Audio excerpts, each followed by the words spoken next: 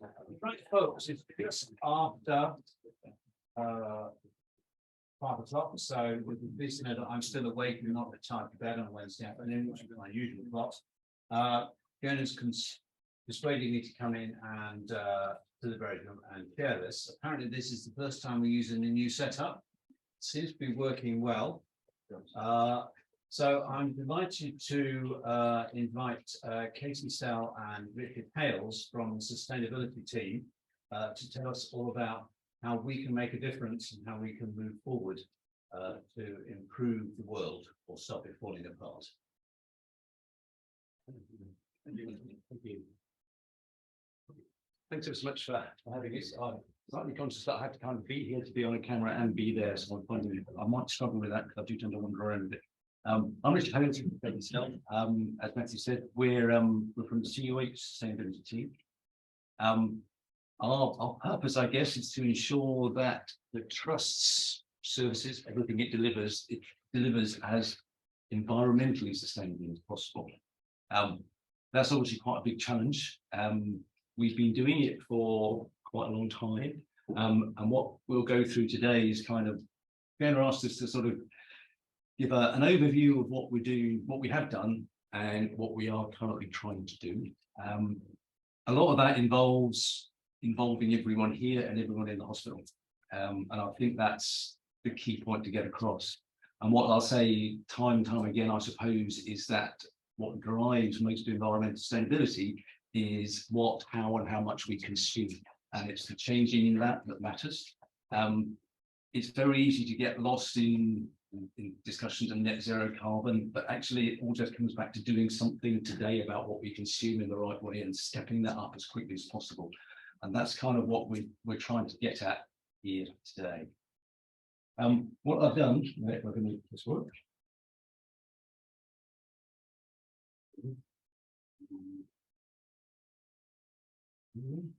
There we go. I've just simply divided it into 5 why questions. Some of these are questions that we get asked a lot. And we kind of start with, why are we here? Then why is cutting carbon pollution waste so important? I mean, that seems incredibly straightforward, but actually it's incredibly important now. As I was saying before we started, we're kind of at such a crucial watershed moment, or you could say we're in a large chance saloon. We've been waiting a long time to really make this happen. And then from there, we will go on to answer the why the urgency question. And there definitely is a lot of urgency. And then why is CUH prioritising it? This is something you get asked a lot, and we get quite a fair amount of resistance. Obviously, the hospital is very busy doing a lot of other things, and suddenly we're bringing a new factor to play in some detail and some depth, and that's changed a lot in the past few years. And why we need to do that, the we being everyone, and why that is so important. And then we'll try and help have a discussion, hopefully, about radiology's way forward. We had a quick chat with Jamie, who I believe is your sustainability champion, and Katie's got lots of good stuff that we're using to try to engage with everyone across the whole trust. So that's kind of where we will start. And the why we are here. Climate change is undoubtedly the big player in environmental sustainability at the moment. It is at the front of that domino pack, and those dominoes are really wobbling now, and we have to stop them falling over, or everything behind climate change picks up. Do you think of climate change as the big accelerator of the other factors of environmental sustainability around pollution, loss of natural resources? Climate is what is pushing it incredibly hard right. We've been doing a lot. As I say, we had something called a Sustainable Development Management Plan, which wasn't a great one. But it was what the NHS wanted us to have. We had one of those from 2013, and it ran until 2020. And it was kind of the conventional way of doing environmental sustainability, if you like. A lot of physical infrastructure upgrades. We were allowed to do these sort of things as long as there was a business case for it, as long as we could prove over a period of time that we would save the trust money, and that was important. And then there was a lot of voluntary work. We always had in the hospital a lot of people who voluntarily pick up on the environmental agenda and want to make a change. So they were the two sides, and you can imagine there's quite a lot missing in there. I always think there are three bits that really matter in this chain. One is the physical infrastructure, which we do reasonably well.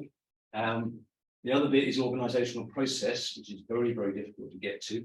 And the other bit is behavioural response, which we've had something from, but only on a voluntary basis. It kind of needs to become much more of a compulsory thing to do, something we all factored in.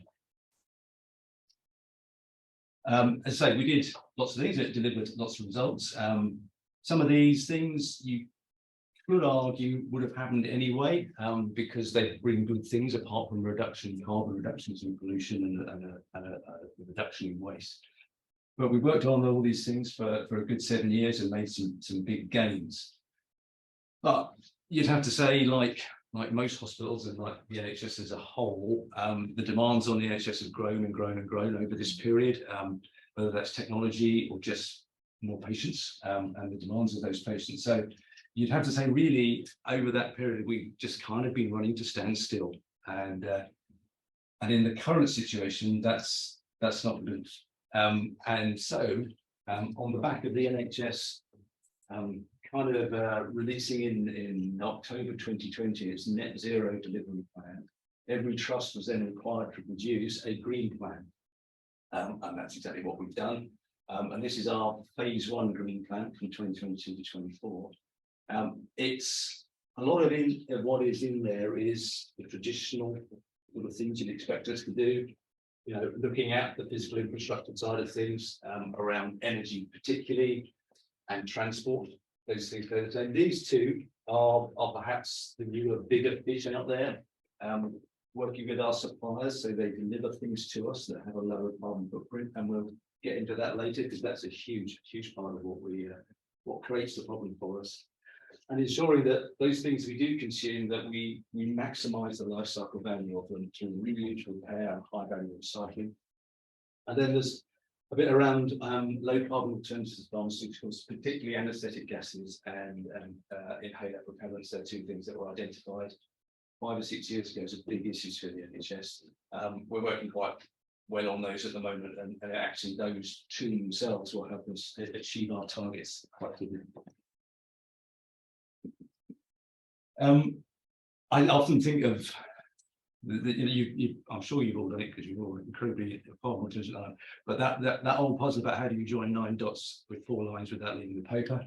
Do you think of the conventional way we do things, it all sits within the dots, if you like, the conventional 4 issues largely around physical infrastructure, and typically set within estates. I mean, we are in the estates department myself and Katie, and that's where the sustainability function typically sits. But if you start drawing those dots, you have to go outside the box. And by outside the box, I mean coming to departments like yourself and joining up with you to create multidisciplinary teams attacking all these issues. It simply can't be left in the States. It requires new organisational processes and new behavioural responses, and they need to come from the people doing the consuming. And in radiology, that will be everyone here. The why is cutting carbon and pollution and most so important? It's been important for a long time, but it's just so critically important now. We'll all have watched Blue Planet. It's hard not to realise that we're just staring down into a chasm at the moment, and we really have got to step back fast. So that's crucial. We get some of the impacts here. They're starting to matter. I mean, we've had significant floods on site. In 2015 was the worst. 2019 flooded hugely outside the region. Just really very, very intense storms. And we've upgraded our pumps now and improved our drainage, and hopefully that won't happen again. But it came as a bit of a shock because we just weren't expecting that level of rainfall. Heat is probably the biggest thing that impacts us physically here at the moment. You know, the year before last, we held the record in the country at 39.2. Last year, that was beaten again, and we lost that record, which wasn't a record we didn't want to have, but we did. But still, we got 41 degrees centigrade in Cambridge, and I think the record was somewhere about 42 somewhere else in the country. We get around that by deploying an increasing number of portable air conditioning units, which is not a very good solution, but it's the best we can manage it. The biggest impact on us, and it will be increasing, I think, is on the supply chains. We know during COVID, supply chains were hit very hard. climate change is going to hit them even harder. So much of what we consume comes internationally to us, and those places are getting hit really hard. And that's probably the biggest thing we have to watch, and that comes back to thinking about what and how much we consume. The key graphic's still all going the wrong way. The infamous Keeling curve from Hawaii, basically concentration of greenhouse gas atmosphere. Despite what every politician has said, it's still ramping upwards. We're still using oil, gas, and coal amazingly continue to go up. Even though in this country we've got renewable electricity, we're pushing it out hard, but across the world as a whole, the numbers aren't good. So even more reason to do stuff around it.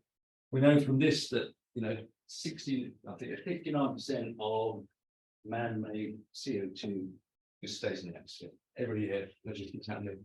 There are ways of doing it. We know solar power, we know wind power, we know it's out there, but we're still down here at this bottom rung in that process.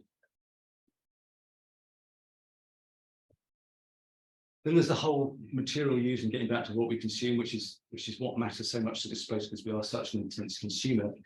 This idea of the circular economy. There's a really good report that comes out every year now, out of a team in Norway called the Circularity Gap Report. It really is worth reading, and it really is quite stark. Basically, in this graphic, what they're saying is you've got all the material inputs going into how we consume it, and then they're thrown away. And only 7.2% every year actually making it back in. Now, I've read these reports for 3 or 4 years now, and that number's just actually getting smaller. It's not getting bigger, it's getting smaller. So we really have to think really hard about what it is and how we consume it.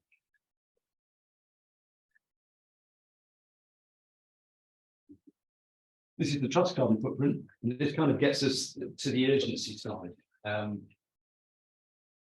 In both the NHS carbon reduction plan and the IPCC and the government's carbon plan, essentially we have to halve our carbon emissions inside 10 years if we're going to have any chance of keeping global warming below that 1.5 to 2 degrees sea level, which is absolutely critical. This is our carbon footprint. As I say, the yellow stuff is kind of what we have most control over, largely associated with buildings. And a bit of business travel in there as well. The grey stuff is around transport, bulk of which we can influence directly-ish around staff commuting and patients and visitors. And then this bit, which is around about 3/4 of the whole, is all the carbon embedded in what we consume. So the vast bulk of our carbon footprint comes into us through goods in. And the hospital generates around about 11 tons of waste every day. So it comes into goods in and it comes out again, pretty much the same service yard. So we're kind of buying 11 tons of waste every day. And that number really has to drop significantly. And it has to drop by 50%. 50% is a huge amount to try and do in the next 10 years. And it really requires this concerted effort across the whole of the trust to make that happen. It really can keep you awake at night trying to work out how that's going to happen. But there are ways out there. So if you want to put it a different way, this is kind of laying it on its side and grouping it all together. Here's what's in what we buy. This is the bit we can control, the yellow bit on the previous one. And this is the bit this is what we've achieved over the past year or so, which actually is quite a significant achievement, surprisingly. But we've got to get into this. The difficulty with this, the difficulty with carbon, is that this is hugely indicative. This is based upon pounds spent by type of product. Whereas you can imagine if you go out and you buy a more environmentally friendly product, it's slightly more expensive. If you calculate it that way, it'll make your footprint look bigger. So it's a really problematic one. You've got to calculate it from the ground up, which again brings it back to everyone hearing what we buy and the choices we make and thinking about where something's coming from. I'm not trying to look at these numbers too much. It's just making those choices about where to come from and what's going to happen to them afterwards. This is our plan. As I said, we're in phase 1, which is this 22-24 period, where we set our target as to cut direct emissions by 10%. I think we'll do that. But by the time we get towards the end of this year, we'll have to be writing phase 2. And phase 2 is going to be really, really hard because it's got to start getting us to this 50% bigger by 2032. And that's where we need everyone here, everyone online. We need loads and loads of ideas about how that's to be done within every part of the hospital. And just being able to come and talk to you today and just sort of put that out there really is hugely important, because these phase 2 plans are, and every hospital will be doing this, because each plan is around about 3 years. It's big and it's challenging that everyone to get in there. Our plan at the moment, it's in 4 sections. I think the important thing here, and kind of what we're here now, is this engagement, organisation engagement. If the organisation doesn't engage with what needs to happen, we haven't really got a chance of getting to that 50% reduction in the next 9 years. The other action sets, this is what we put in to get to our 10% in a couple of years directly, and that's going pretty well. We have a few actions that might help us get to 50%. And then we have another action set which should support this in avoiding emissions. Now, this idea of avoiding emissions is really important, I think, and really important to us. Because basically it means if we buy something, if we can reuse it, get it remanufactured, repaired, recycled, so it doesn't have to be made all over again, all that carbon that was embedded in that great big blue lump we saw earlier will not have to be there. So that idea of avoiding emissions is really, really crucial.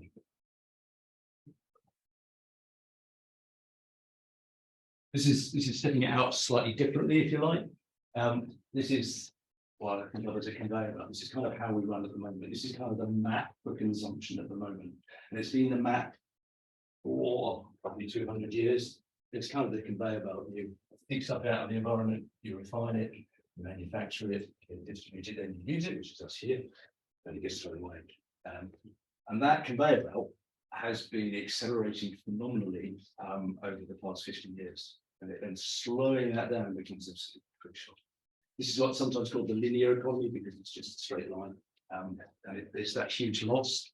It's why only 7.2% of material manages to make it back into that cycle again. This is the other side of the coin. This is the bit that gives you some hope. This idea of the circular economy, where actually all the materials go around. You've got on-site reuse and repair, you've got off-site reuse, high-value recycling. They're basically minimising losses, but it's driven by renewable energy as opposed to the linear economy, which is driven by fossil fuels. So it's all about that switch from fossil fuels to renewables, and from basically take, make, use, throw away, and in this place that's a lot of single-use stuff that we can use again, reuse and get remanufactured.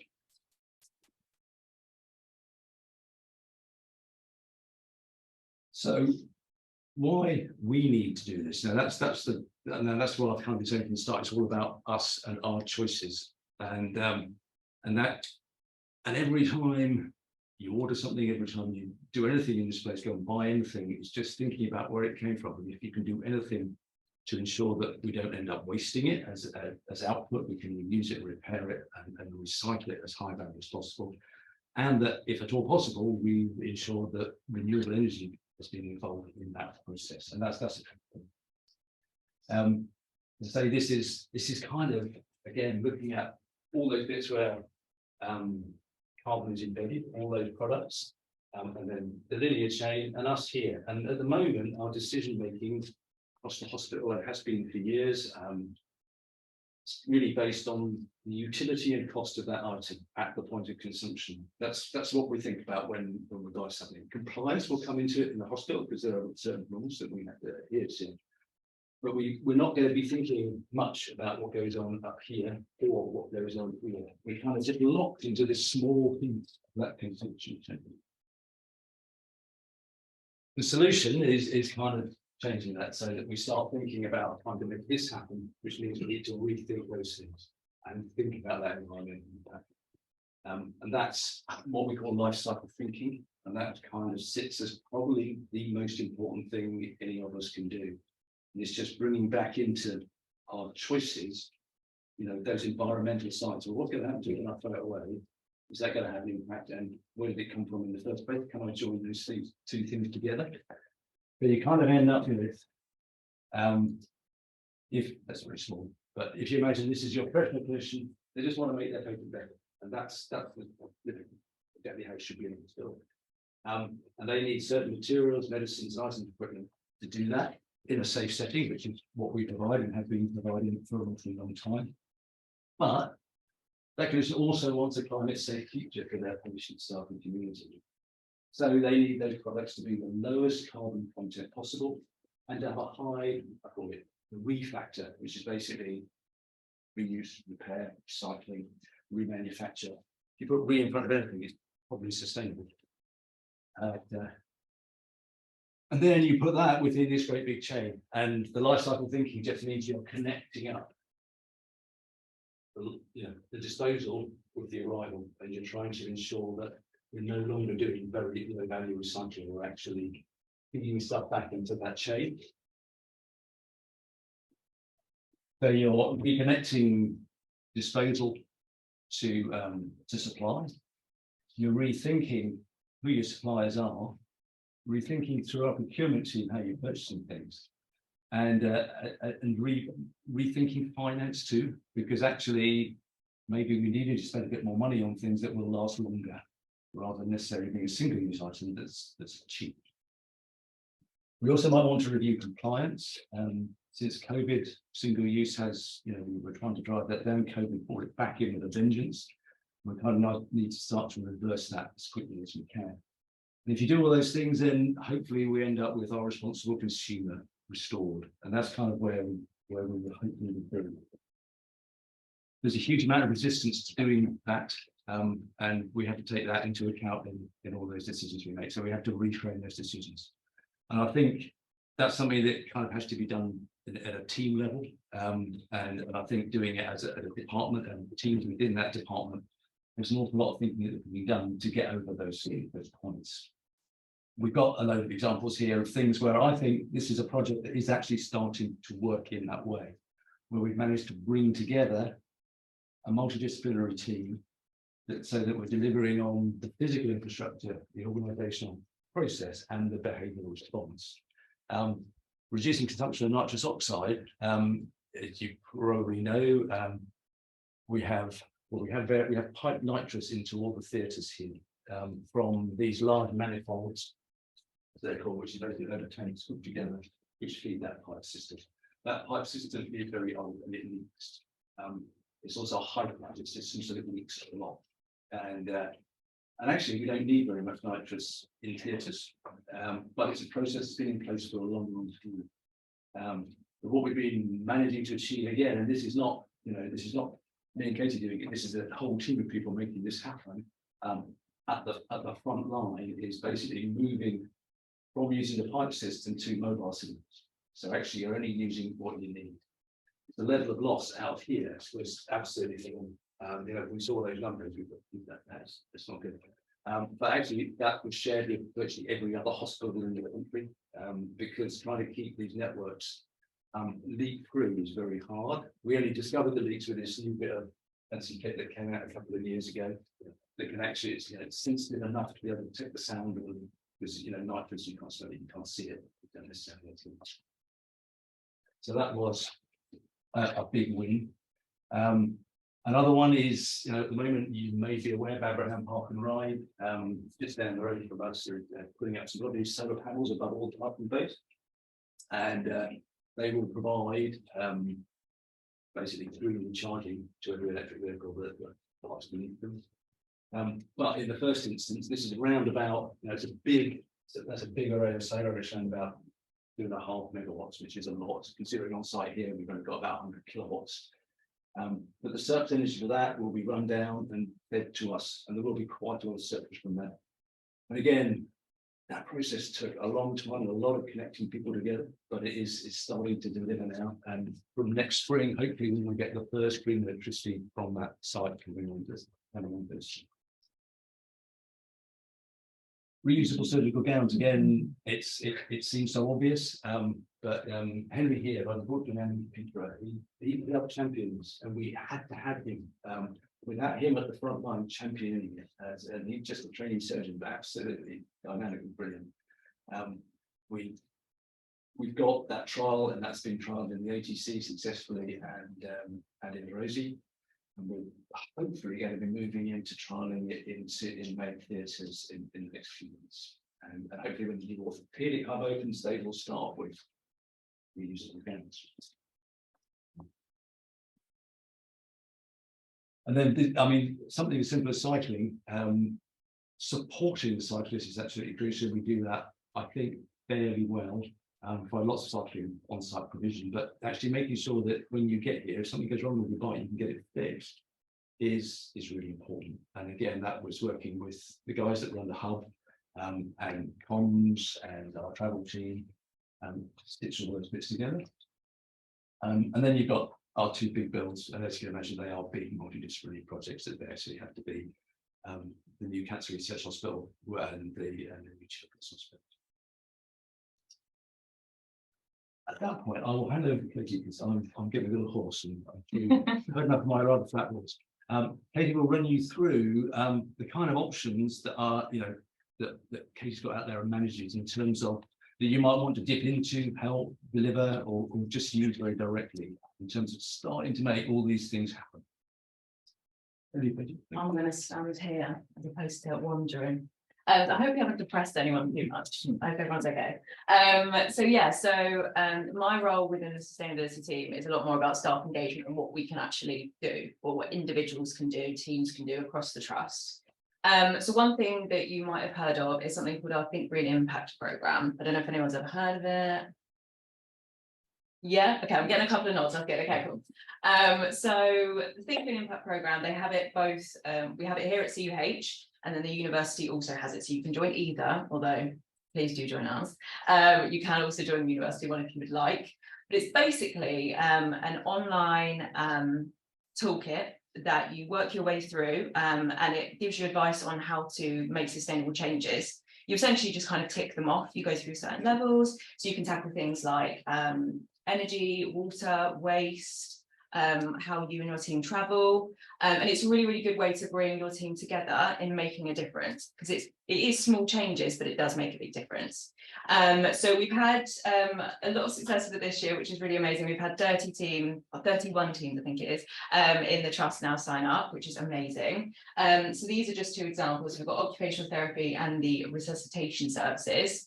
And they've actually used the toolkit and their platform to actually to analyze other things that are a lot more specific to them that they can change. So for instance, the occupational therapy, when they were going through the toolkit and seeing, things that they could tick off that was quite generic, that still obviously makes a massive difference, they noticed that they didn't have LED lighting and they had rooms that were constantly lit for absolutely no reason. And so through our toolkit and through the Think Green Impact Programme, they got in contact with us and we were able to install the LED lighting, which obviously makes a massive difference. And also install the sensor lighting for, I think it was the kitchen, might be wrong, but I think it was the kitchen that didn't need to be on all the time, but was. So that was just one example of something that they did that made a big difference, just from kind of having that awareness through the toolkit, if that makes sense. And then the resuscitation services. So I don't know if anyone has ever used those guys for the training, but they have, I can't remember how many training rooms, I want to say 4 or 5. Different training rooms, and they noticed that when people come in for training on resuscitation, that they would come in with their single-use Costa cups, and then if you don't know, you can't put them in the general recycling, unfortunately, because they're being contaminated and they're dirty and all the rest of it. So what they noticed is obviously people weren't bringing in reusables, so they're going to create a way to encourage people before they come to bring their reusable mugs, so to stop the amount of waste that they're actually putting, unfortunately, in the domestic. And then if people are bringing up single-use Costa cups, and they are collecting them and taking them back up to Costa, where they can be recycled properly through the Costa stream or whatnot. So like I say, 2 just examples, there's so many out there. The teams have done really amazing. We're kind of highlighting things that are a lot more specific to them, outside of our toolkit, that I would also recommend. It's a good place to start. So that's the Think Green Impact. If you do want to sign up to our Think Green Impact Programme, we've got it on Connect, and then also the barcode that's on the screen. You can also scan that and it takes you to how to register your thing. So that's one.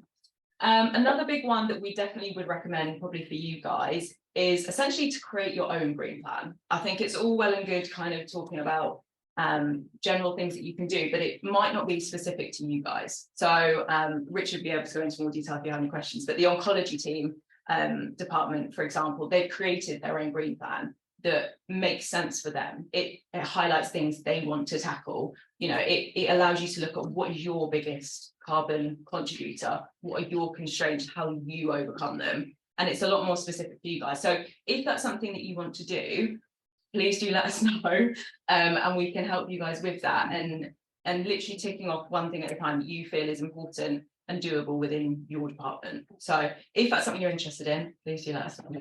So that's one way that you guys might be able to make a bit of a difference. We've also got our Green Champions community. Again, don't know if anyone's part of it. I don't know if Jamie's part of it. Oh yeah, fabulous. So it's about 200-ish like-minded members of CUH that want to be more involved and want to know a bit more about sustainability, what we do and what they can do. So every month you'll receive a newsletter, like I say, on what we're doing, what you guys can do, how you can get involved. You have a bit more of a say, and it's pretty chill, to be fair. You can get as involved as you want to be, but sometimes people just kind of want to know what we're doing, and that's fine, you know. So if you do want to be included in the mailing list, again, the QR code's there, it's SurveyMonkey, and you just pop in your email address and I'll add you to the list, kind of thing, or you can email me, that's my email address. But we've had a lot of success out of our Green Champions community, which is really amazing. It's allowed us to work with different types of people that have that kind of passion for sustainability, but we never normally would have met, to be honest. So for instance, one thing that we're really pushing for at the moment is reusable tourniquets. So I only found out about the single-use tourniquets because of the Green Champions community and speaking with nurses that were using these really terrible pieces of plastic, completely single-use, and so many of them. So we looked at how many we procured last year, and it was just under 500,000, which is horrendous. So we obviously want to make as many things reusable as possible, as Richard was saying, make it completely circular. But just by speaking to the nurses, that's kind of how we came to that conclusion. Otherwise, we never would have known. So it really is people talking to us, and that's kind of how we do it.